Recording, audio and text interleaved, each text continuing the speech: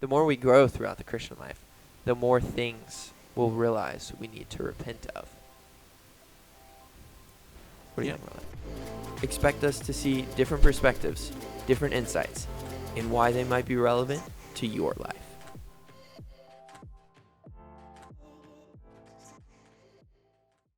So it's like That- actually the idea that sin is a really big problem and really deep rooted, and we're far, like Tim Keller says this as well. We're far more sinful than we ever dare admit, Yeah. but far more loved than we could ever imagine. Yeah. And so part of the sanctification of the Christian life is actually seeing our sin more clearly in light of God. That's what's going to help us turn the boat more and more. Like, I didn't see that sin there. I want to correct, Yeah. and I want to love them. Definitely. No, I would agree with that, because as we grow and mature, that means that we are more able to recognize those patterns or areas in our lives that need to be changed. Honestly, so that makes a lot of sense to me. Initially, it kind of jars you because you think as you mature, then you have less to deal with, less to fix in your life, or whatever the case may be.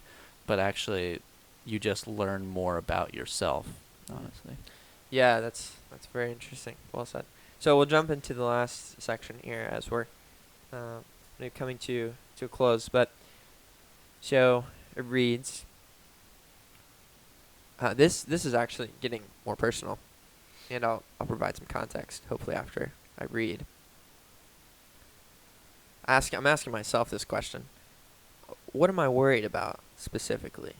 Experiencing worry. Gospel unbound. Don't worry, I'll explain that in a second. I'm afraid to be embarrassed. I'm afraid of what people will think of me if no one cares, if there's nothing to show for. It makes me feel anxious and insignificant. Yet, gospel truth. I will fight for this truth in my heart, refreshing every time like a wave of peace that crashes over me. Rather, what I get to do instead, be so filled with joy and awe at the wonder of the cross that I get to create content about it and seek to distribute it the best I know how. This is the way. This is real and lasting joy. I want real and lasting joy. Give me gospel hope. I want more of it. The truth test is when it doesn't work out. That's the real test. So, a little bit sporadic there. Some of my thoughts coming to the end there. But basically, what I'm talking about is gospel unbound. Probably if you're listening to this podcast, you know what that is. But Gospel Unbound is a video ministry resource that I've started as of recent that is challenging for me in some different ways. One of those ways is just with the many other responsibilities with my life. I want to give more time and energy to it, but I'm unable because I need to, work my job and many other things.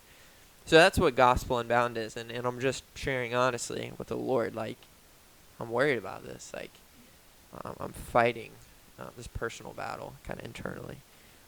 So hopefully that gives some good context to the section there. How does that strike you, AJ, when I'm talking about that? Yeah, it's almost like you're speaking my language here, because a lot of what you talk about is that kind of feeling of anxiety and insignificance and wondering what other people think or what other people are going to think. And so that's something that I've struggled with in the past because I care a lot about what people think. Yeah. And it's hard to keep my mind on the fact that when, or maybe it's the same for you, when I'm doing things to honor God, like I'm performing for an audience of one. And that's what really matters. And what the people think doesn't really matter quite as much.